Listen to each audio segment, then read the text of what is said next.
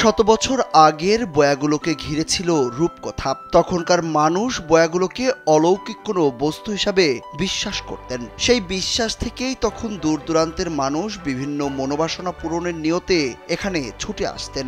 আয়োজন করে মিলাদ পড়তেন, মানত করে টাকা রাখতেন আর ভক্তি ভরে শ্রদ্ধা নিবেদন করতেন বয়াগুলোতে। কালের বিবর্তনে যখন সমাজ সভ্য হয়ে ওঠে, কুসংস্কার কমে যায়, তখন থেকে এখানে আর মানুষ কোনো মানত করতে আসে না। তবে এই বয়াগুলোকে ঘিরে এখনো মানুষের কৌতূহলের শেষ নেই। প্রতিদিন কোনো না কোনো মানুষ এগুলো দেখতে ছুটে আসেন এখানে।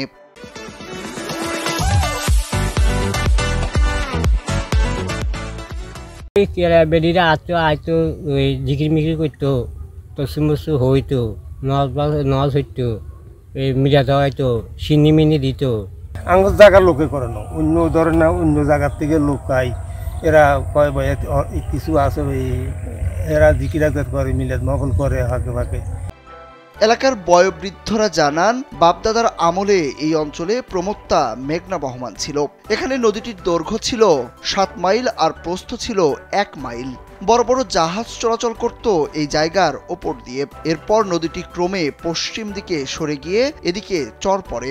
জাহাজ চলাচলের নির্দেশনার জন্য ফেলা বয়া দুটো মাটি চাপা পড়ে এখানেই। একসময় মানুষ মনে করত এই বয়া দুটো এখানে আসার পর থেকেই নদী সরে যায় পশ্চিম দিকে, তাই মানুষ অলৌকিক ভেবে এগুলো ঘিরে মানত আর মিলাদ করত। যেহেতু বয়াগুলো মানুষের কাছে ছিল রহস্যময়, তাই এগুলো নিয়ে রূপকথাও ছিল মুখে মুখে। বেড়া আছিল উপরে বডুকান মাঝান সিদ্ধা বরাবর বডুকান আছিল, উপরে পিছলে খোরা আছিল, মানুষ যেটা নিয়ে করি আনি খোরাত দিত, খোরা নিয়ে আবার লই যেত। আমরা তো কত হয়েছি আনি গেছি, কত চিনি গেছি, এটার তো তল দিয়ে মোটকা কত দূর আছে এটা আমরা খুঁজে পারতাম না। রহস্য ঘেরা এই বয়া দুটি নিয়ে স্থানীয়দের কাছে কৌতূহলের শেষ নেই। এগুলো কিভাবে কোথা থেকে আসলো তা কারো জানা নেই। এখন যারা বৃদ্ধ তারাও ছোটবেলা থেকেই গোলাকার এই দুটি বয়া দেখে আসছেন এখানে, আর বাপদাদার মুখ থেকেই শুনে আসছেন এগুলোকে ঘিরে নানান রহস্যময় কাহিনী। এই পানি একেবারে মিসমাইল হয়ে গেছে, কই যে মিসমাইল হয়ে গেছে, সব মিসমাইল হয়ে পরে জানে এটা অনেক হয়েছে বাইরের। আঙ্গুর বুঝতে হয়েছে বয়া অনেক উঁচা আছিল, বোধহয় 20-25 ফুট উঁচা আছিল। মুরব্বীরা কইছে আর এটা জাহাজের বয়া, ইয়ানাই যে কোনোভাবে ঠেকাইছে, ঠেকানোর পর থেকে এই আস্তে আস্তে এটার লগ বাজি অনেক এটার বয়ার নাম উড়ে গেছে। স্থানীয় গবেষক সানাউল্লাহ সানু জানান, বয়াগুলোকে ঘিরে মানুষের কৌতূহল থাকলেও এগুলো এখানকার প্রাচীন সভ্যতার সাক্ষী হয়ে আছে। এগুলোর সাথে জড়িয়ে আছে এই অঞ্চলের বহমান মেঘনা ও মেঘনা তীরের সভ্যতার ইতিহাস। তো এগুলোর বয়স কত সেটা নির্ণয় করা কারো পক্ষে সম্ভব না। এখন এগুলো যে একটা ঐতিহাসিক বস্তু, কারণ এই অঞ্চল নদী বাঙ্গন প্রবণ ছিল, এই অঞ্চলে নদী ছিল।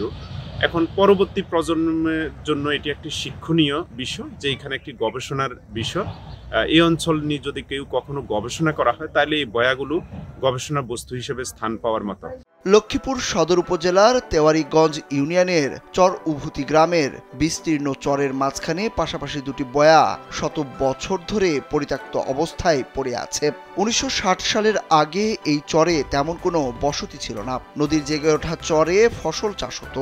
তখন এই বয়াগুলো লোকজনের নজরে পড়ে। বয়াগুলো ঘিরে নানা রহস্যের কারণে চরটির নামও হয়ে যায় বয়ার চর।